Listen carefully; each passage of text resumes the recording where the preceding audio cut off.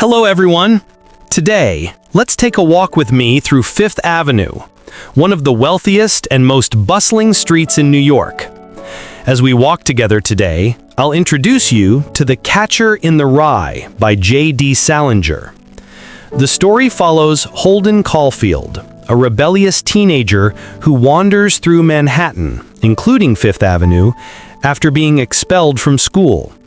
The book is not just a physical journey through the streets of New York, but also an internal one, reflecting the alienation and cynicism of youth facing the adult world. Have you ever wondered if the world of The Catcher in the Rye still exists? Today, we'll walk together on the same streets that Holden Caulfield once roamed, to explore one of the most famous novels in history. We'll visit iconic landmarks, from the crowded streets of Manhattan to the places where Holden stopped to search for the truth. And together, we'll try to figure out why this book continues to have such a powerful influence on young minds around the world. If you're a fan of classic books, love New York, or are simply looking for a thoughtful adventure, join me now. The story begins with Holden, who is recalling a 3-day period in his life following his expulsion from Pensy Prep, a private high school in Hagerstown, Pennsylvania. Holden was not a diligent student. He failed 4 out of his 5 subjects. This was the 4th school he had been kicked out of. Though the story is told in the form of a retrospective narrative, it maintains the direct, anxious, and cynical voice of a teenager on the verge of adulthood. Holden begins by describing his last afternoon at Pensy. Rather than going home immediately to face his parents, Holden decides to stay for a few extra days. Before leaving, he visits his old teacher, Mr. Spencer, to say goodbye. Mr. Spencer is a kind-hearted man who tries to give Holden advice in a platitudinous, condescending manner. This infuriates him, and he wants to leave. This encounter immediately introduces one of the core themes of the book: Holden's contempt for phoniness and his inability to find a genuine connection with the adult world. Mr. Spencer tries to help him, but he sees him as an old guy who just doesn't understand him. After leaving Mr. Spencer's house, Holden returns to his dorm. He doesn't tell his roommate, Stradlater, that he's been expelled. Holden describes Stradlater as handsome, but a secret slob because of his hidden sloppiness. He also meets Ackley, a boy who lives next door who has annoying and unclean habits. Both of these encounters highlight Holden's discomfort with the people around him. He believes that regardless of their appearance, they all have a dishonest, phony side hidden beneath the surface. Holden feels that none of them are truly worth his trust or time. Things escalate when Holden writes an essay for Stradlater, a kind gesture, only for it to be criticized. The situation explodes when Stradlater goes on a date with Jane Gallagher, a childhood friend of Holden's. Holden cherishes Jane and sees her as a symbol of innocence. When Stradlater refuses to talk about what happened between them, Holden feels that Jane has been taken advantage of and insulted. His pent-up anger erupts into a fight. Holden attacks Stradlater, but is badly beaten. After the fight, Holden decides he cannot stay at Pensy for another second. He had tried to find a bit of truth and connection from Jane through Stradlater, but was met with lies. Overcome with disappointment, Holden decides to sell his typewriter, pack his bags, and leave the school in the middle of the night, 3 days ahead of schedule. This act is not just an impulsive rebellion, but an attempt to run away from what he perceives as a world of lies and inauthenticity. Ironically, it pushes him into an even deeper state of loneliness. Holden's journey to New York begins on a train. On the train, Holden meets the mother of a former classmate, Ernest Murrow. Although he dislikes her son, he tells her lies to please her, saying that Ernest is a good boy and well-liked. This encounter again shows the deep contradiction within Holden. He despises phoniness, yet he practices it himself, albeit unconsciously. Upon arriving in New York, Holden checks in to the Edmont Hotel, a place full of peculiar people and strange behavior. From his room window, he sees bizarre scenes, including a man dressed as a woman and a couple spitting water on each other. These sights both disgust Holden and make him feel profoundly lonely. He wants to find someone to talk to. After calling a few people without success, he decides to go down to the lobby and head to the hotel bar. There, Holden meets 3 middle-aged women from Seattle. They are only interested in finding a movie star and pay no attention to Holden's stories. He tries to get their attention by talking and buying them drinks, but they remain indifferent, only interested in finding more exciting people.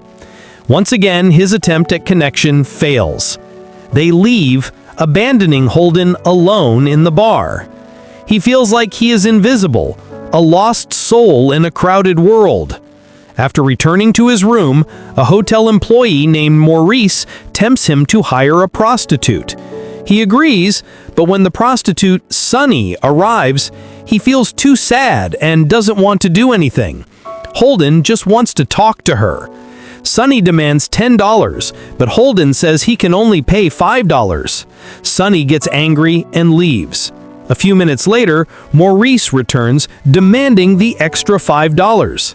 The argument escalates, and Maurice hits Holden. Feeling humiliated and disappointed, Holden tries to console himself by fantasizing that he is a hero who has been shot and must take revenge. This shows his inability to face reality and his tendency to retreat into his own imaginary world. After all this, he only feels incredibly lonely and exhausted. His first night in New York ends in disappointment, pain, and a profound sense of alienation. The next day, Sunday, Holden continues his wandering journey through New York. He feels incredibly depressed and sad. Holden goes out for breakfast and then to the park to look for his sister Phoebe.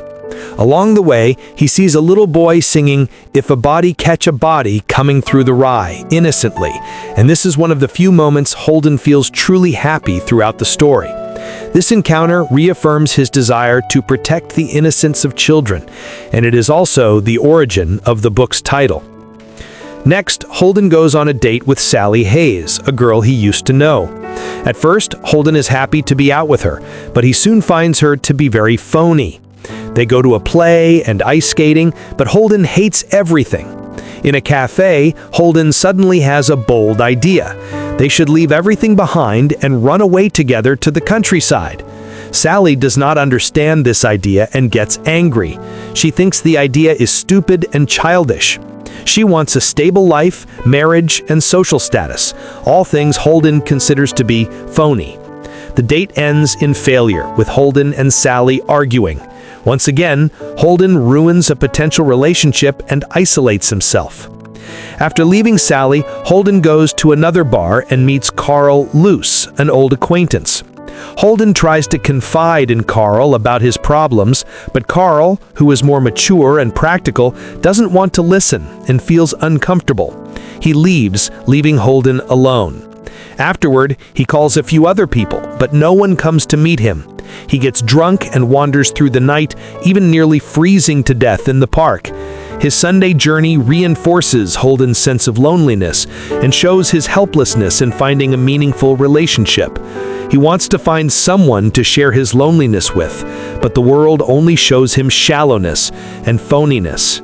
After failing to connect with anyone, Holden decides to go home secretly to see his sister Phoebe, whom he loves most.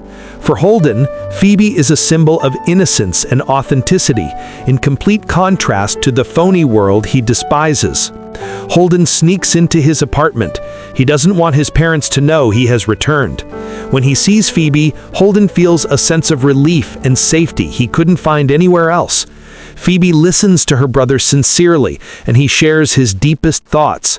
Phoebe is the only person who truly understands Holden's struggles and insecurity. She is also the only one brave enough to confront Holden and tell him the truth. You don't like anything. Phoebe's honesty makes Holden think and forces him to face the reality that he is running away from everything. When Phoebe asks him what he wants to do with his life, Holden describes the image he imagines. It's the image of a catcher in the rye. He explains that he wants to stand in a large field of rye where many children are playing near a cliff. His job is to catch the children who are running too fast and protect them so they don't fall off. This image symbolizes Holden's impossible desire. He wants to prevent children from growing up and becoming phonies like the adults he has met. Holden's conversation with Phoebe is the climax of the book. For the first time, Holden is able to reveal his true self to someone he trusts completely. He finds a meaningful connection, but at the same time, Phoebe's honesty forces him to confront his fears and his avoidance. The next morning, when Holden is about to leave, Phoebe insists on coming with him. She has already packed her suitcase. Holden is incredibly moved by his sister's love. Phoebe's determination makes Holden realize that he cannot keep running away from life. He tries to persuade Phoebe to go back, telling her he will stay. Afterward, Holden takes Phoebe to the zoo. He sits on a park bench and watches his sister play on a carousel. Phoebe is incredibly happy, and seeing his sister enjoy that moment of innocence makes Holden feel a profound sense of peace and contentment. This is the final and most meaningful moment in Holden's journey. When it starts to rain, Holden remains on the bench even though his clothes get soaked. He has a sudden and unexpected shift in perspective. He realizes that he cannot protect innocence forever. It is an unavoidable part of life. He has learned to accept reality. His rebellion finally ends with a fragile acceptance, a moment of peace before he begins the journey of confronting reality. He says he felt so damn happy watching Phoebe on the carousel, a rare moment where he finds safety and meaning in his life. He accepts that children must grow up on their own and learn to face the world. Phoebe's presence and the final moment at the carousel save Holden from the brink of despair. He realizes that he doesn't need to catch the children. They must find their own way. He now has a reason not to give up. This review and summary of The Catcher in the Rye ends here. More than just a simple story about a teenager, it is a profound reflection on growing up and human alienation. The book explores key themes like rebellion and the struggle with maturity, loneliness and alienation, and the symbolism of innocence. The book has become a symbol of rebellion, a voice for young people who feel lost and alienated. Despite being published long ago, Holden's story still resonates with generations of readers because it speaks to a universal truth about adolescence, the struggle to find one's identity and place in a complex world. Thank you for walking and listening to this book review and summary with me today.